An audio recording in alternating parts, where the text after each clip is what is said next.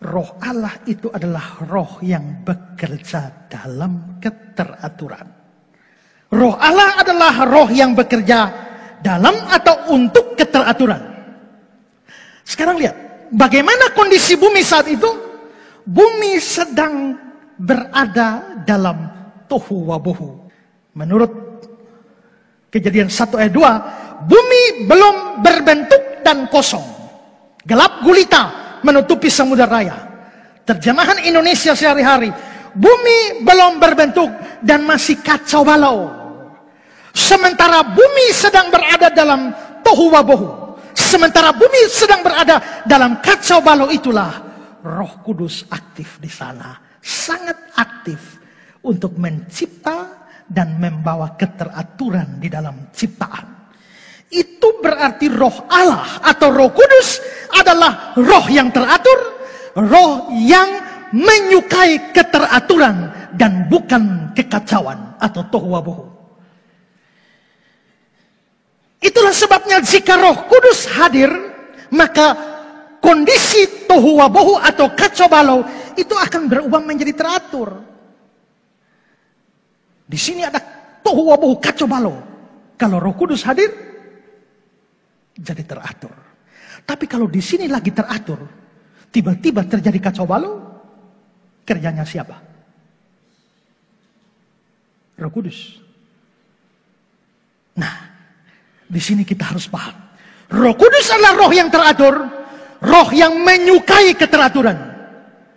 Sehingga kondisi yang kacau balau, tohu wabohu, pasti tidak datang dari Roh Kudus. Karena itu melawan cara kerjanya Roh Kudus.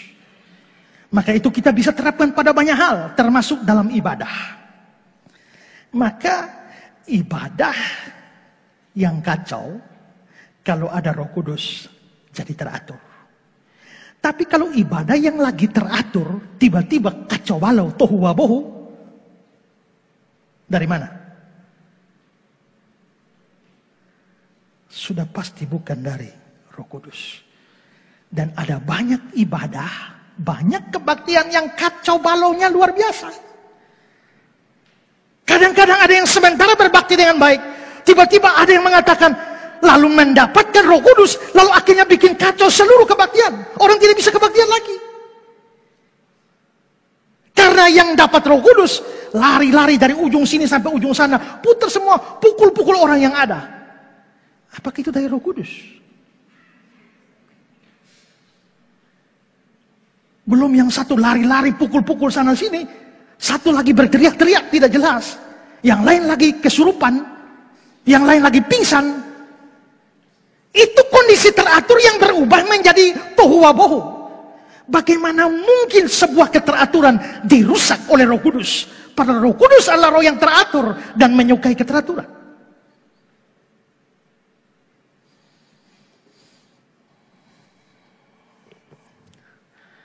Dulu saya ikut sebuah persekutuan. Persekutuan doa. Saya orang persekutuan doa. Tahu semua fenomena-fenomena yang terjadi. Ya. Dan kalau kita mau khotbah itu tidak bisa siap khotbah. Datang saja berbakti. Nanti pas mau khotbah baru ada nabi-nabi tertentu yang akan dibisiki oleh Tuhan. Ini hari khotbah dari mana? Ya. Ini sudah menyanyi-menyanyi baru Mazmur 1 ayat 1 sampai ayat yang ketiga. Tuhan bilang yang khotbah adalah Ezra. Itu kita gugup kawan. Jadi yang momen-momen paling menentukan itu kalau firman-Mu pelita.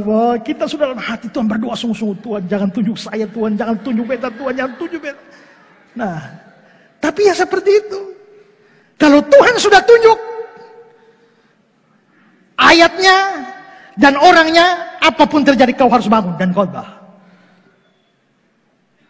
Jadi paling aman itu adalah datang persekutuan terlambat setelah khotbah. Seperti itu. Lalu saya sempat usulkan, bagaimana kalau kita tentukan saja siapa yang khotbah, natsnya dari mana, supaya ada kesempatan mempersiapkan firman dengan baik, supaya jangan ngomong kacau balau. Dan tidak bisa. Kalau kamu sampai siap firman, itu artinya kamu sedang menggunakan pikiranmu sendiri dan tidak mengandalkan Roh Allah. Woi. Lalu mereka tanya sama saya, lu mau lawan Roh Allah? Tidak Bapak. Ya, kalau tidak Bapak ya siap. Lalu saudara, satu kali persekutuan itu didatangi oleh satu tim dari mana itu ya. Dan katanya mereka tim ini mendapatkan karunia. Saya tanya karunia apa? Ini namanya karunia peragaan. Kok belum pernah tahu ya ada karunia peragaan? Maksudnya mereka akan banyak melakukan hal-hal yang sifatnya simbolik. Jadi misalnya, sekarang kita semua berdoa. Tuhan mau kasih karunia. Lalu karena simbolik maka mereka ambil gergaji, palu, paku.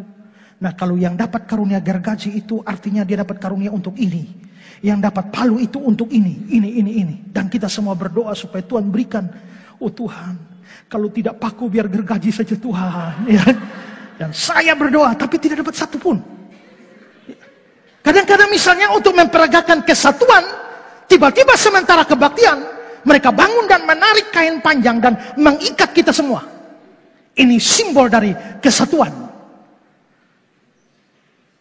Tapi satu hal yang menarik saudara adalah satu kali kita kebaktian. Lalu satu cewek itu diklaim atau dianggap sebagai mendapatkan roh Tuhan. Nah kebetulan cewek yang mendapatkan roh ini itu adalah pacar saya. Sementara kebaktian tiba-tiba dia bilang Allah murka. Allah murka karena dosa manusia. Saking murkanya Allah, dia lari, dia pukul habok itu semua orang di situ. Allah murka, pokpak. Termasuk Allah murka pada saya. Dia lari di saya di pojok dan dia pukul-pukul. Akhirnya ini yang lain pikir mau tangkis juga ini roh Allah. Jadi akhirnya ada yang sementara ditumbuk pokpak tempelan sini sana. Dia bilang terima kasih Tuhan, terima kasih Tuhan, terima kasih. Demikian juga roh murka kepada saya. Dan dia lari ke pojok, dia pukul sini. Saya minta maaf biar Roh Kudus, tapi saya double cover untuk menahan Roh Kudus. Semua orang dipukulnya. Karena ini menunjukkan murka Allah kepada dosa. Tapi setelah Allah menunjukkan murkanya, sekarang Allah berbelas kasihan. Nah, maka dia lalu pergi ke sana semua. Ya, aku menyayangi kamu. Aku mencintaimu anak-anakku. Demikian pula roh Allah itu datang kepada saya. Dan dengan manis dan lembut suruh saya tidur di lantai. Dan saya tidur. Roh Allah pun melantai. Lalu saya ditiduri di pangkuannya. Dan berkata, hai anakku, aku mencintaimu. Dan dia mencium saya. Lalu saya bilang, ya Tuhan, jadilah kehendak-Mu. Tapi setelah itu saya pikir-pikir, apakah ini adalah pekerjaan Roh Kudus? Tiba-tiba dia murka lagi. Dia murka lagi, dia bangun pukul semua. Waktu dia pukul semua, rupanya bapak saya tahu apa yang terjadi. Lalu dia begitu dia lari ke bapak saya beri, dalam nama Yesus perintahkan kau keluar. Pada saat kau keluar, matanya yang lagi murka tiba-tiba meredup. Blak, jatuh, habis. Kalau itu roh Allah, kenapa bisa dihardik jatuh? Itu berarti roh setan. Aduh, tadi saya sudah dicium setan. Nah, maka di sini kita harus perhatikan bahwa jikalau Roh Kudus bekerja, mesti teratur. Tidak bisa apa yang sudah teratur dibuat kacau balau. Itu bukan cara kerja Roh Kudus. Roh Kudus adalah roh keteraturan. Makanya di dalam penggunaan karunia-karunia roh di dalam gereja pun, karena roh yang memberi karunia, roh pun mau membuat karunia itu dilaksanakan di pertemuan jemaat harus dengan teratur. Maka perhatikan bagaimana peraturan diberikan secara khusus untuk penggunaan karunia bahasa roh. 1 Korintus 14, 27-28. Jika ada yang berkata-kata dengan bahasa roh, kan roh mau teratur ya. Biarlah 2 atau sebanyak-banyaknya 3 orang. seorang demi seorang, dan harus ada seorang lain untuk menafsirkannya. Jika ada orang yang tidak dapat menafsirkan, jika tidak ada orang yang dapat menafsirkannya, hendaklah mereka berdiam diri dalam pertemuan jemaat, hanya boleh berkata-kata kepada diri sendiri dan kepada Allah. Nah, ini bahasa roh, ini adalah pekerjaan Roh Kudus, karunia Roh Kudus. Jikalau karunia Roh Kudus, sekarang Roh Kudus mau itu teratur, maka dalam pertemuan jemaat 2 atau sebanyak-banyaknya 3. Tapi kalau 1000 orang bahasa roh dalam pertemuan jemaat, ini 2 sebanyak-banyaknya 3, itu pun bicara seorang demi seorang. Ini sudah 1000 orang semua bicara sama-sama. Lu siapa dengar siapa? Lalu apakah ada yang menafsirkannya, menerjemahkannya? Kalau ayat ini tidak ada yang menafsirkan, diam. Tapi yang kita lihat sekarang dalam penggunaan banyak kebaktian, yang bahasa roh semua rame-rame, bicaranya berbarengan, dan tidak ada yang menafsirkannya. Pertanyaan kita, apakah itu model pekerjaan Roh Kudus? Sepertinya tidak. Dan dalam banyak hal, Roh Kudus adalah roh keteraturan.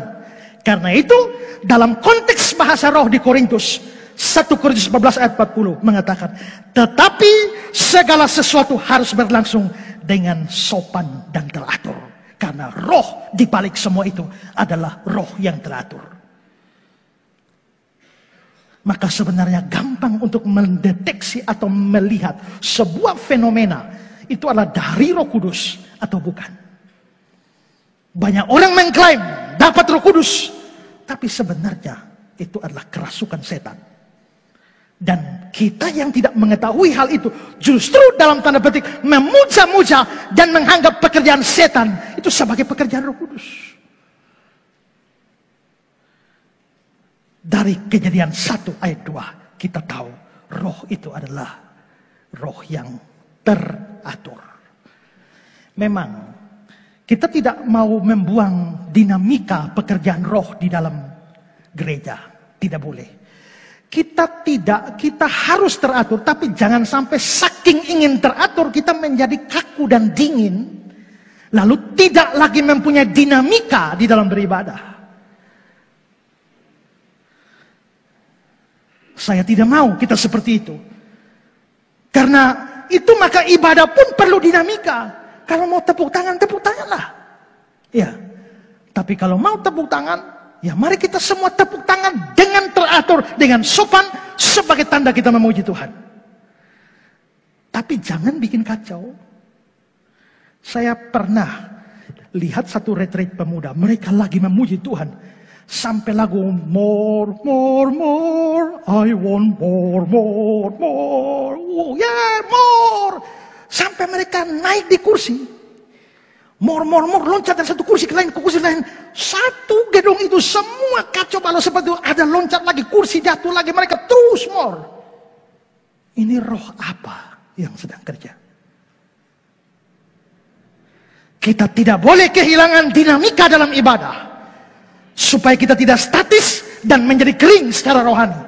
Tapi dinamika kita dalam ibadah pun perlu dijaga. Supaya jangan sampai kehilangan keteraturan. Karena Roh Kudus itu adalah roh keteraturan.